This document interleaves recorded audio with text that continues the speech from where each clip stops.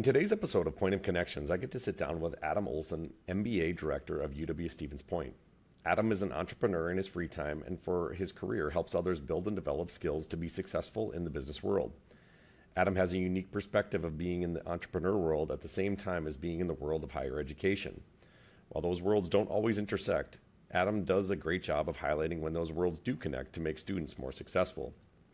Adam is focusing on giving students that go through UW-Stevens Point the best chance to be successful in their chosen business by developing skills they will need to be the best entrepreneur possible. We discuss the UW-Stevens Point Small Business Development Center and how that resource can be critical for entrepreneurs to develop their business ideas with professional guidance. The SBDC gives entrepreneurs all the resources needed to build their business, discuss with experts in the field, and possibly help with funding the idea.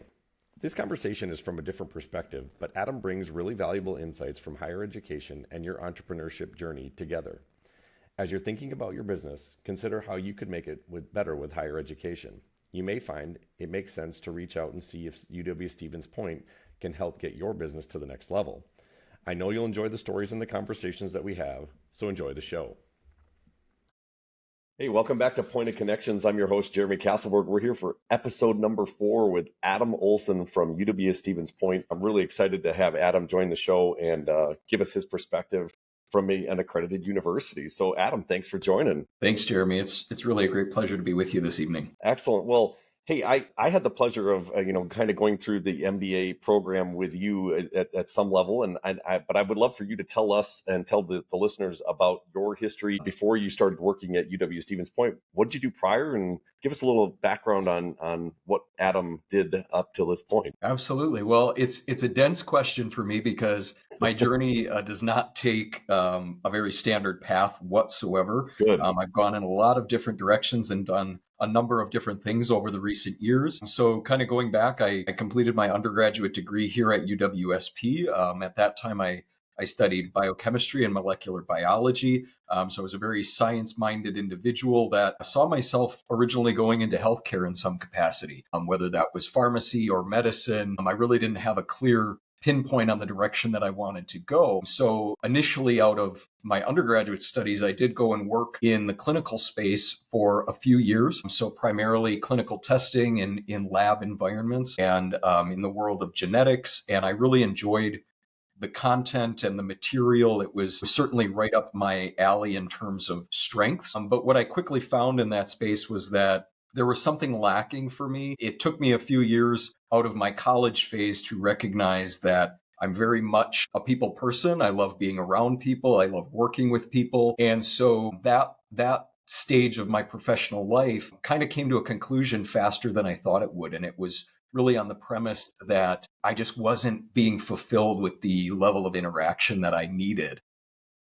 Gotcha. So it was actually at that point that I found my way back to UWSP with an opportunity to join on with the wonderful admissions and recruitment team we have here at the university. And I started out working with, high school students from all around the state as a counselor, really prepping them for the stages of college and what that looks like. I was able to transition into an assistant director role within that unit after about 3 years with that office. And that was a great experience. I got to lead a really fantastic team of individuals. And from there, really the opportunity was presented to me to come on to the MBA team. And I'll backtrack just a minute here and say that, as you alluded to, I did continue my studies through the MBA program here at UW-Stevens Point back in 2019 through 2021. And so I was privileged to be part of that inaugural cohort. And it kind of came full circle in the sense that I now got to come back to the program that I was a student of, and now I get to lead the MBA program and really work on a number of great projects and also work with really amazing people. That's really cool. Yeah, no, that was that we were the inaugural class, which was awesome, and it was quite the time because right as we started, we were all excited, and then COVID hit, and it was just pandemonium. Yep. It was something, but we were definitely part of that initial group, which was a lot of fun. So yeah, a lot of great memories. Well, good. I'm glad it worked out. So I guess talk a little bit more about why UW-Stevens Point. I mean, obviously you started the admission office, you really like it. You go through the MBA, you really like that. why UWSP versus, the private sector or another university? What did you really love about it? Yeah, well, I think one of the things that, and we hear this, of course, from a lot of our students, but I certainly felt this right away when I was starting out as an undergraduate student here. The community aspect of Stevens Point in general, but also the university campus and culture is really, really strong. From the students that you're interacting with to the faculty and the staff, this is a really strong community of individuals that want students to be successful and develop themselves in a way that allows them to pursue a path that really suits what your strengths are, what your passions are. And that to me was really important because, I look back and I found myself at that pivotal point where I just didn't have it figured out yet. And I didn't know the direction that I wanted to go. And this institution gave me a lot of clarity in that. So it's always held a special place to me on the personal side. And that's ultimately what led me back as a professional, because now I get to work with a lot of the same people that helped formulate a path that felt right for me. And I get to impart that same sort of a goal or intention on students that are coming through our industry today. That's pretty cool. Well, good. It's been obviously I've been, like you said, I like to get busy. And so sometimes I don't always keep in tune with what the MBA program is doing or the business program is doing.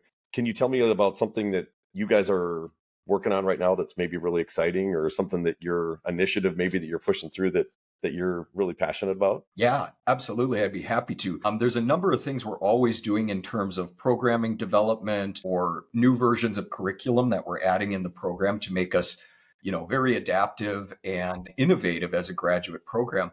But one of the things that we've initiated actually this past fall, and I have the privilege of kind of taking ownership of this launch, is we are in the process right now of developing 3 individual courses surrounding artificial intelligence and utilizing different tools and how we can apply them both in the world of business, but across industry sectors. And the goal with this is to tap into the market space of professionals that are at that precipice of knowing that they need to incorporate AI into their work life, but they don't know how to get started. So we're taking the approach of the average everyday working professional. What are the tools that we can bring to the table and really give them a strong foundation in? So this will be a 3-course series. We're going to be launching it out as an elective pathway for our MBA students this summer, so starting at the end of May. But the other beautiful thing about this pathway is we are simultaneously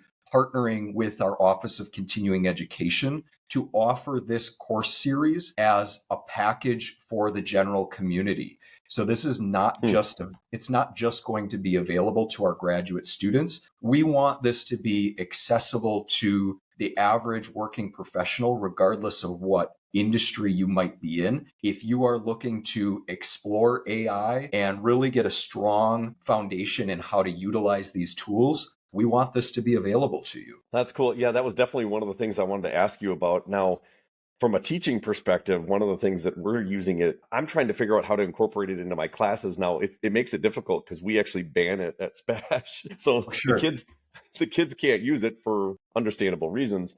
But then in my class, we try to show them using, if you want to be an entrepreneur, how could you potentially use AI in a way that's going to be ethical, but also practical, right? Then it makes it, tie together. And as a teacher, I look at it and I'm like, man, I can have not business plans. I can have lesson plans done, and I will put in the right prompts. And part of, the education process is teaching the kids how to use the right prompts. And then when you prompt it, man, it can save me so much time making a lesson plan on exactly what I want to talk about. And sometimes it even gives really good ideas. And I'm like, man, this is really, really helpful. In 30 seconds, it gives me a plan for the day or the week, or sometimes even a semester. And so I found it really beneficial even in the education world. But I can only imagine, I'm sitting here as I'm playing around with it, thinking about all the ways you could use it in business. I bet you're having fun with this. I mean, there's got to be some pretty cool things that you're doing with businesses around AI. It's remarkable. It's really impressive how much is available out there right now.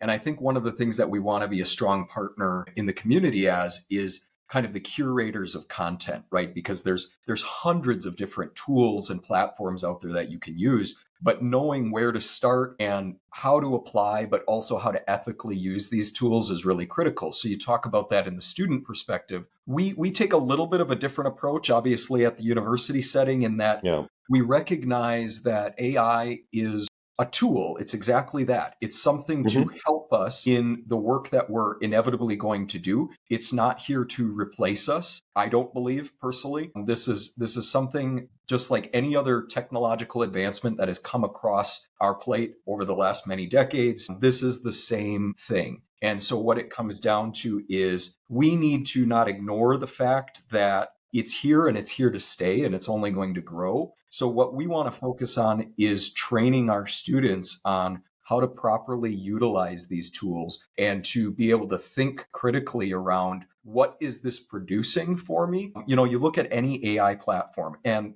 the platform is only as good as the user, if you will, right? Yes. So whatever is fed into as the inputs of information for that tool is certainly going to affect the output. What sort of a result are you getting? And so there's ways of training the tools, as you talk about with prompting, and that's something that you can do with your students. We also do that in a variety of ways.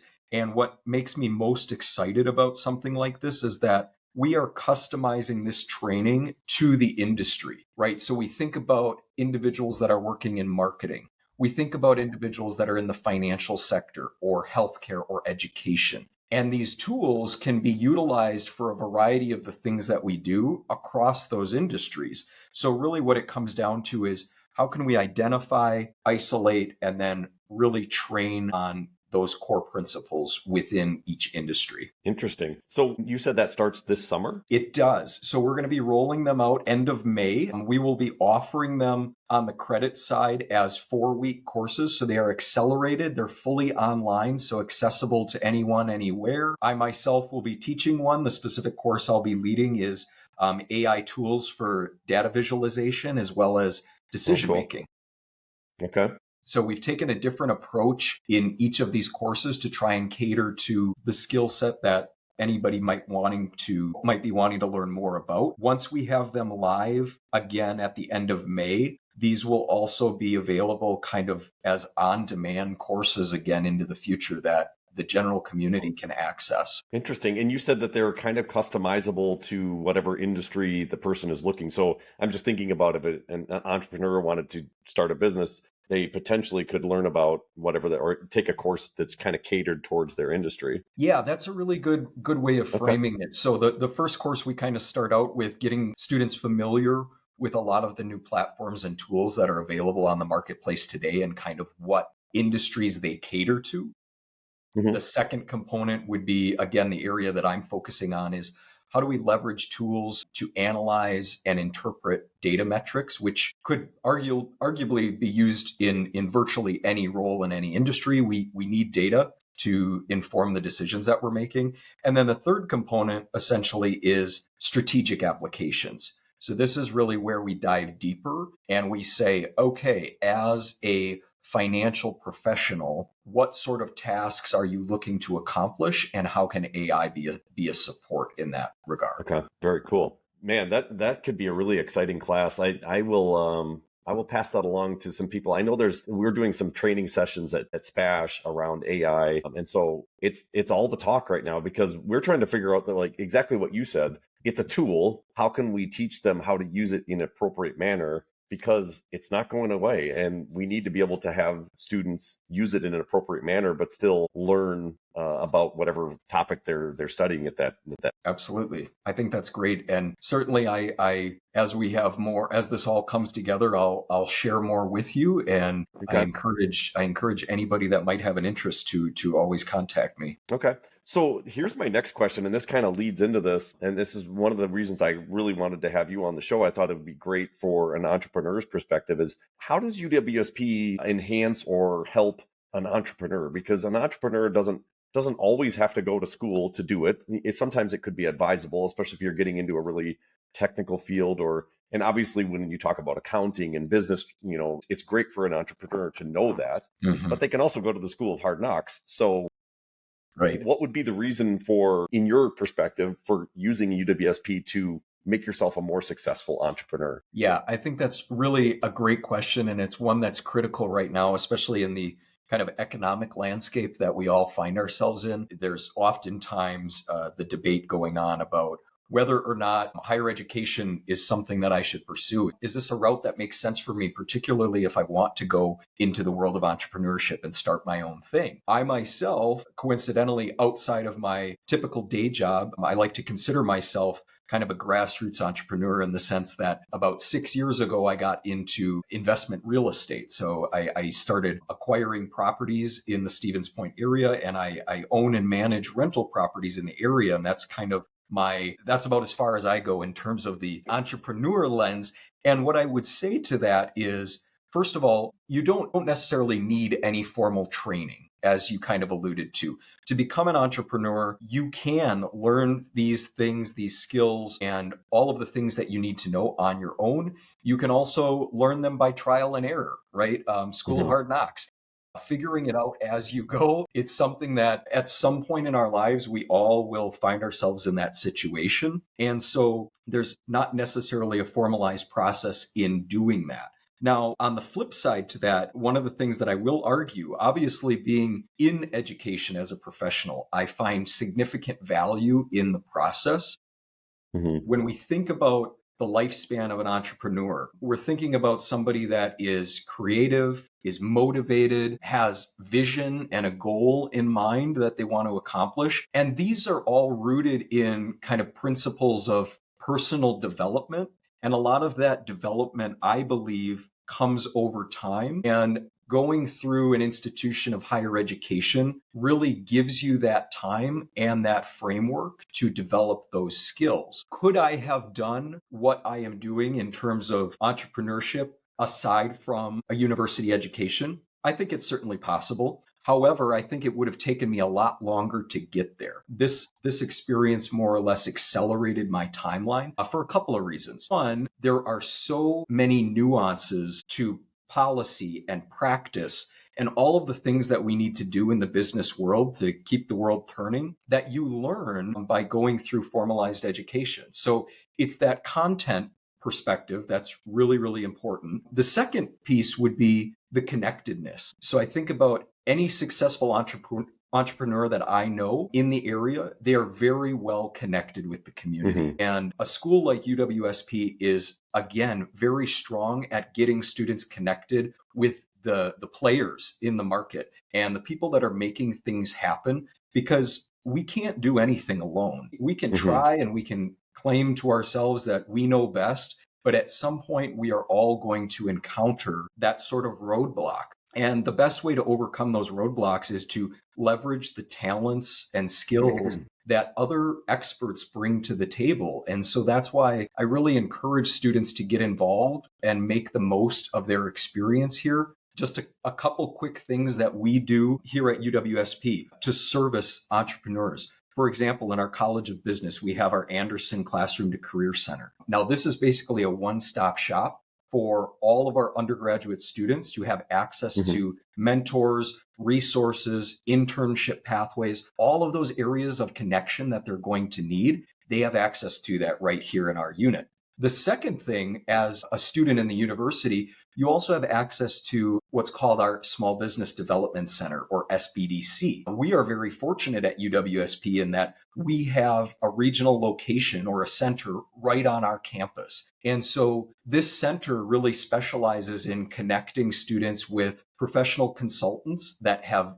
done this work before, and they are here to guide you and mentor you, and they can help you with sort of the administrative tasks that are required in becoming an entrepreneur or launching a business. And so that is a unique resource that's available free to students so that they have the support and the resources that they need. And so those are just a couple of the advantages I would mention in pursuing your education at UWSP. Very cool. So with the SBDC, could you give an example of maybe, you said consulting, but maybe an example of a couple of the things that they might be able to give a student, like a specific? Yeah, absolutely. So one of the things, of course, for starting entrepreneurs is they have an idea, right? But they don't necessarily know how to bring it to fruition. So one Okay. of the things they can help you with is you can schedule time to meet with one or multiple of the consultants on the team, and they can actually help you construct a business plan, right? So everything from mapping out your idea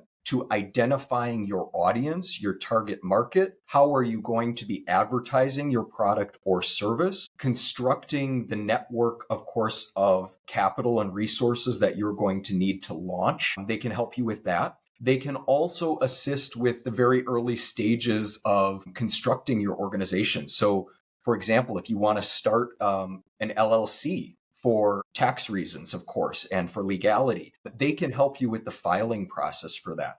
They can help you set up the appropriate channels for accounting and managing and tracking all of your expenses. So these are all those preliminary steps that you can be taking to take your idea into a more organized launch phase. And they have experts that can help you do this. So we've seen it time and time again with many of our students. In fact, we have several students in the MBA program that have taken advantage of SBDC, and they've been able to launch their own businesses, everything from marketing to photography. There's a number of things. And in talking with them, they really believe that they would not have been able to make this happen if they didn't have access to these services. That's really cool. Now, I mentioned the School of Hard Knocks or UWSP. The reality is either of them cost money, so it's just a matter of where you want to spend your money. So that's really cool. The SBDC could give you a lot of really beneficial feedback. I mean,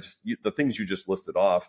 I think about when I just started my ice cream truck. It was like those are all things you had to address and go through. Who are you targeting? Who are you marketing to? How are you going to set up your books? How are you going to, come up with a logo design? I mean, they're all things that you have to go through, but a lot of times people don't think about, and there's a lot of decisions to be made. So having somebody to bounce that off is really, really beneficial. That's cool. Absolutely. We can, in that entrepreneurship mindset, we often find ourselves in that visionary capacity, right? Where we have all these ideas and wants and dreams that are swirling around. And sometimes really just what we need is that sounding board, somebody else that has lived it and done it, and they can come to the table and sit down with us and really provide the guidance that we need. Yeah, and you hit on, it's funny that you mentioned that. I spoke with another gentleman just recently that talked about how important mentorship was, and he said if you're going to be an entrepreneur, you really need a mentor. Essentially, that's what you're referring to as a mentor. And I would imagine some of the people who started businesses that use the SBDC probably have stayed in touch with those people on a personal level long after they're gone. I would venture. Absolutely. Yeah, that makes sense. No, you're definitely correct on that. It really does help to be able to either strategize, plan, or commiserate with another business owner. Right. Well, and back to your point, right? Whatever path we follow, it's going to cost us in some way, right? Resources, Yeah. financial, the process takes time and it takes resources, but if there's ways that we can help eliminate some of those costs and streamline that process, that's really what this is all about. Yeah, for sure. When you said that there's a cost, it made me think of, I listened to a gentleman he's an entrepreneur online, down in another state. And he talked about how he had this great plan for selling pants, right? He was going to sell pants and he put like $50,000 into it, thought it was a great idea. It tanked. It didn't do good. It was a really bad idea, ended up failing.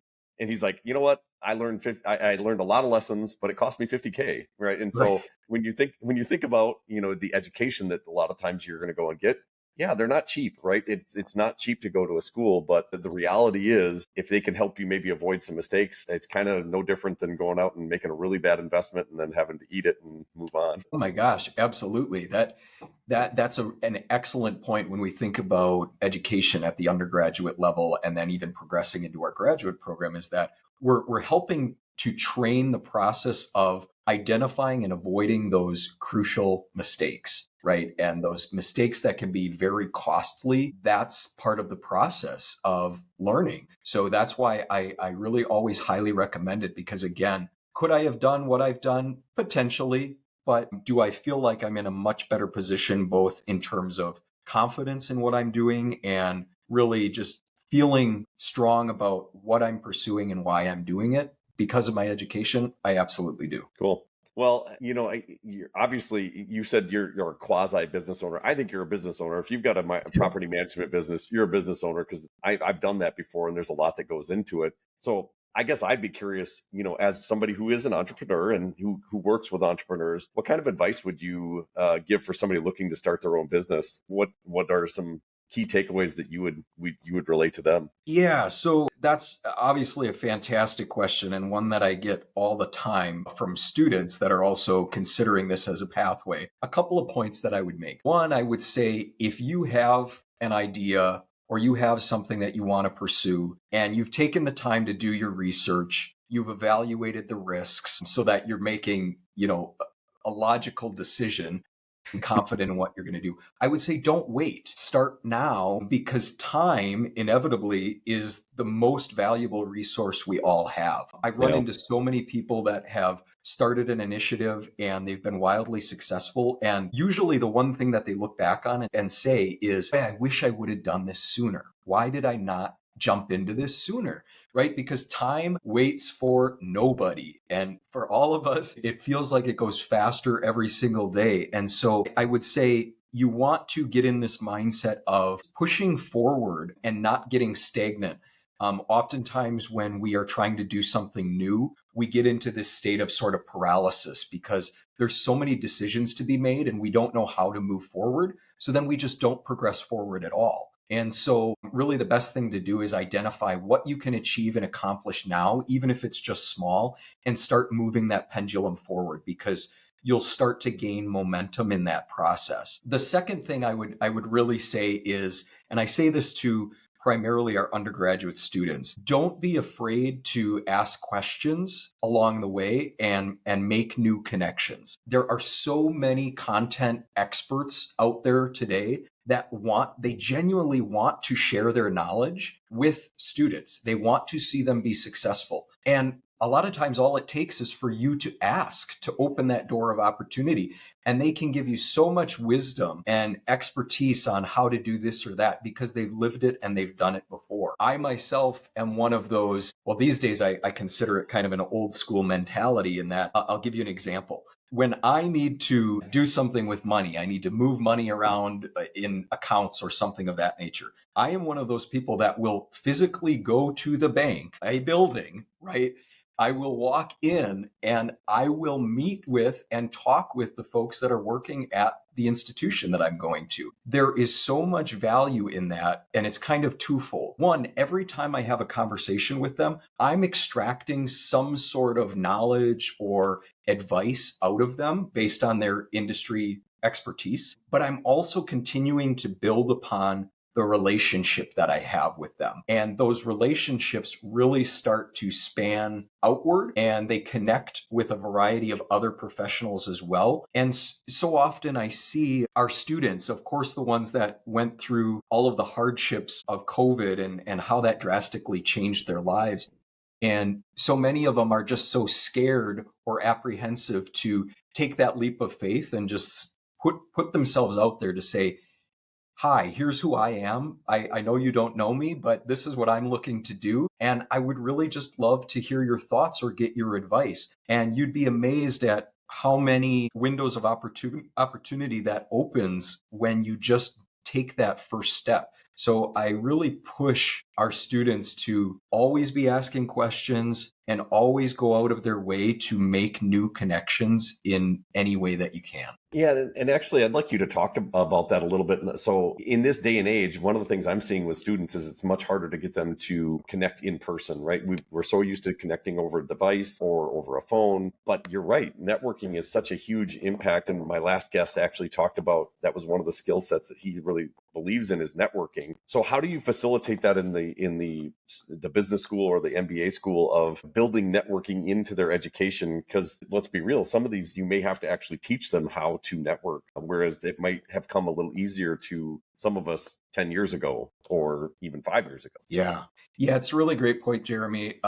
So we've really tried to embed that aspect of networking into the culture here at the Century School of Business. And that starts from early on when students begin an undergraduate program with us, they are actually required to participate in our Pro Events program, which is what we call it. And essentially, they're required to participate in a variety of different opportunities, exposure opportunities, if you will. So that could be networking with industry professionals. It could be participating in a collaboration session that's going on campus. There's so many different options for those.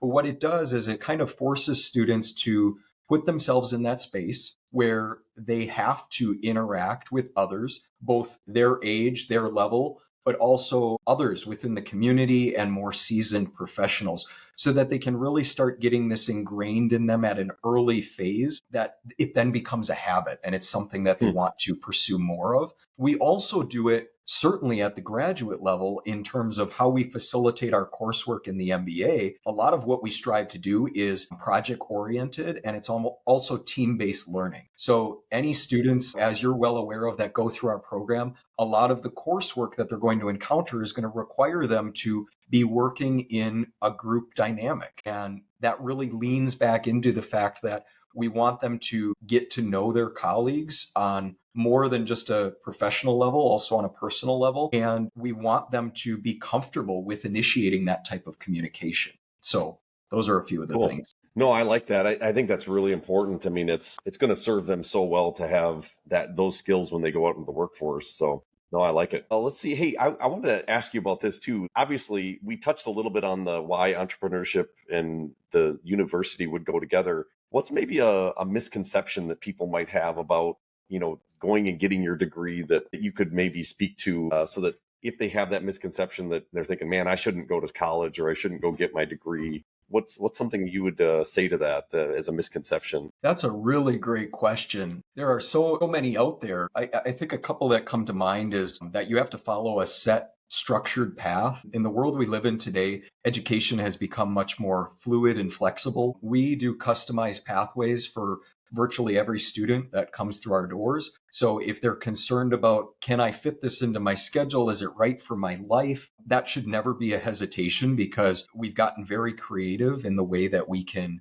customize learning plans for students that want to pursue the degree. The other thing, of course, is always that ROI piece, right? So the investment, is it worth it for me to invest thousands of dollars towards formalized education when I could maybe utilize that for another venture? The answer to that is hard, but really it depends. I will say this, certainly the research bears out that individuals that pursue a degree in higher education, they see significant returns over the span of their lifetime, whether that's in the career opportunities that are available to them, the rates of unemployment that we see for those that are highly educated. We see those rates plummeting in comparison to those that maybe stopped right out of high school, and also just your lifetime earnings, right? So salary potential over the span of your lifetime.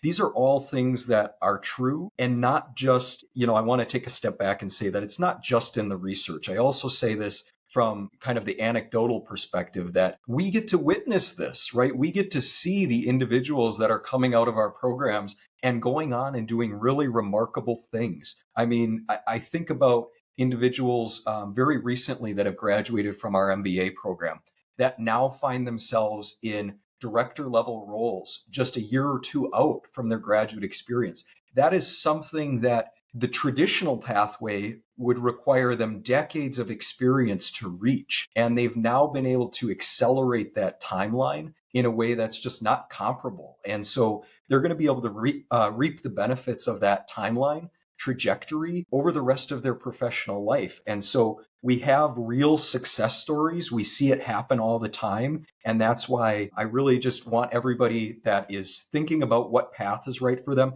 consider the full picture, right? Don't just be looking at what is most beneficial for me in the next year. Be thinking about 10, 20, 30 years down the line. You want to start making those strategic investments right now. Yeah, it's funny you mentioned that, because we talk about that in my personal finance class, the education levels and the lifetime earnings, and it is pretty substantial. I mean, and I always tell the kids, it doesn't necessarily mean that you can't earn a good living if you get an associate's degree, or you could be wildly successful with an associate's degree or with a high school diploma, but the statistics bear out that you're better served to have some education background. And the more you have, typically your earnings go up. Right, right. Well, and I think about this too in the context of, we talk about AI, we talk about technology and how quickly it's changing the way the world works. Inevitably, as time goes on, more and more of the work done across industries is going to be automated. It's going to continue to change with all of the new tech that comes on the front. And one of the things that higher ed does for us, or kind of an added value, is that it gives you exposure to so many different disciplines and so many different ways of thinking. And I would argue that adds tremendous value to you as an individual in the market space. So if you are pursuing another type of opportunity, you have a lot of versatility in terms of your skill set and your exposure that you bring to the table. That really should set you apart from just another cog in the machine, if you will. As AI, begins to take on some of those manual or tedious tasks, we need to start thinking about what are the human elements that are not going to go away and are never going to be replaced by technology. And that is a way of existing and living. And it's a mindset that we need to exist in for ourselves to continue to contribute value to our communities and to the organizations that we work within. So I think that's a really important question for all kind of emerging professionals to start asking themselves is, what can I, as a human and a unique individual with unique talents, bring to the table that technology won't be able to? Cool. No, I really like that. And I know we're kind of coming towards the end of our meeting here, but I wanted to ask you something that I've asked all the people around entrepreneurship. And I started my entrepreneurship class with this, and that's, if you could empower somebody going out into an entrepreneurial field with three skills, right? Three essential skills, you've got your business. You're kind of, some of the skill sets you have. What do you think some of those skills would be? And I just for an example, some of my students right away, that ones they said was like perseverance or creativity, and I would agree. Those are all things that, are unique and you need to have in pursuing an entrepreneurial career. What's your take on it? What do you think three of those skill sets might be in their toolbox that they should have? Yeah. Oh my gosh. That is certainly a loaded question because quite Yeah. actually, these are conversations that we have in the classroom too, right? Thinking about when we talk with our corporate partners, what are the skill sets that they're looking for today when they're hiring our graduates? And there's a very long list. I mean, you could look at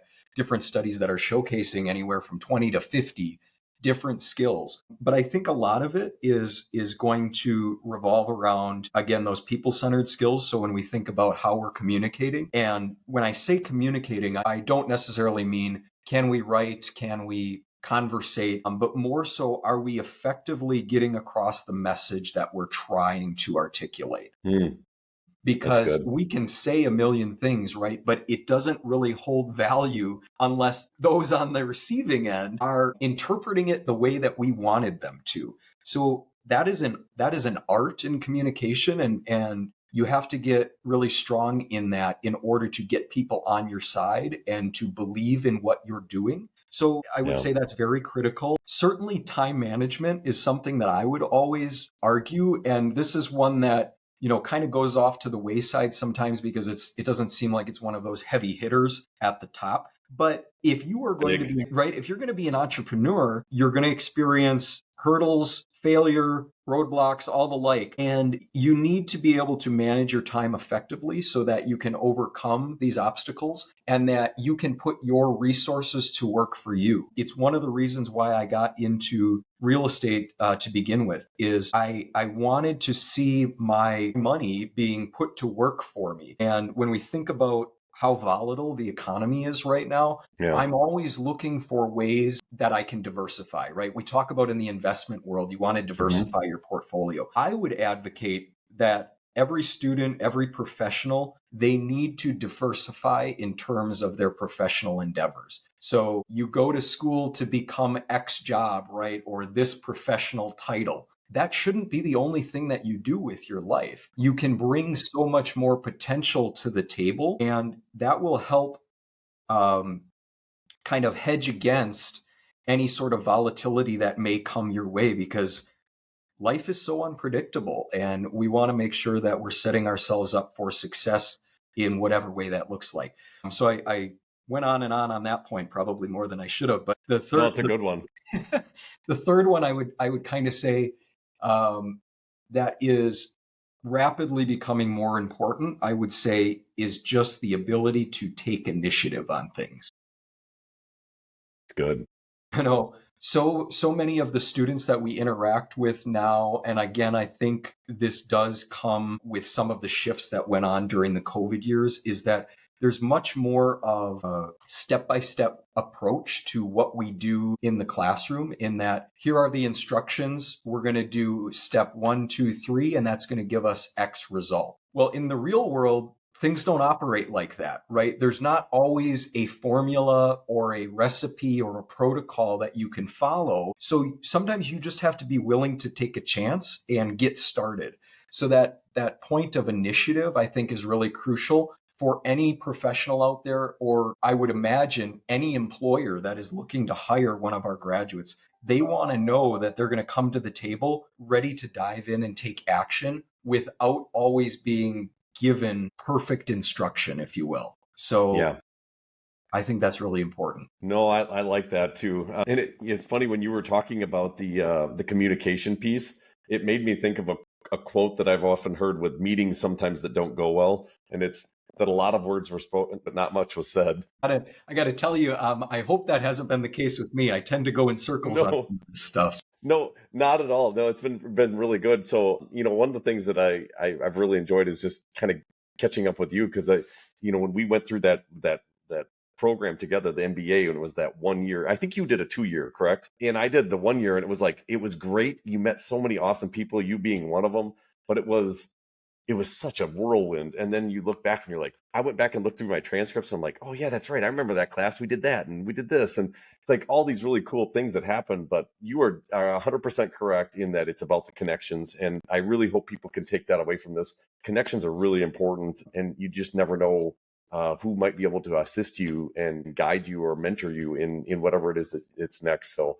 I really am glad you brought that up amongst many other great things. Well, and you are right on target in terms of mission, my friend. When we think about point of connections, this podcast, what a great way to start making that accessible to everybody and thinking about how important those connections are. There's a variety of ways that we look at that, but I salute you, and I applaud all of the work that you're doing with this. Well, thanks. It's been a lot of fun. It's been a great excuse to get to know a lot of really cool entrepreneurs. So I'm looking forward to even more of them. So Adam, hey, thank you so much for the time, and good luck with your is it mini golf tonight? Mini golf tonight, yeah. In about 15 minutes, I'm going to be kind of captaining a hole. So we'll see what's going on. I might turn some music on. We'll make a little party out of it. Hey, that sounds like a plan. So I'm going to put your connection information underneath, information about the University of Stevens Point, or University of Wisconsin Stevens Point business program, the MBA program. And then if anybody wants to get a hold of you, is there email? Is that probably the best way? Yeah, I think that would be great. Email is best for me. I'm often in and out of the office running around. So getting in touch with me, the best way to do that is through my email. Awesome. I will put that in the show notes then. Thanks, Adam. Appreciate it. Thanks, Jeremy. You have a great evening. I appreciate you.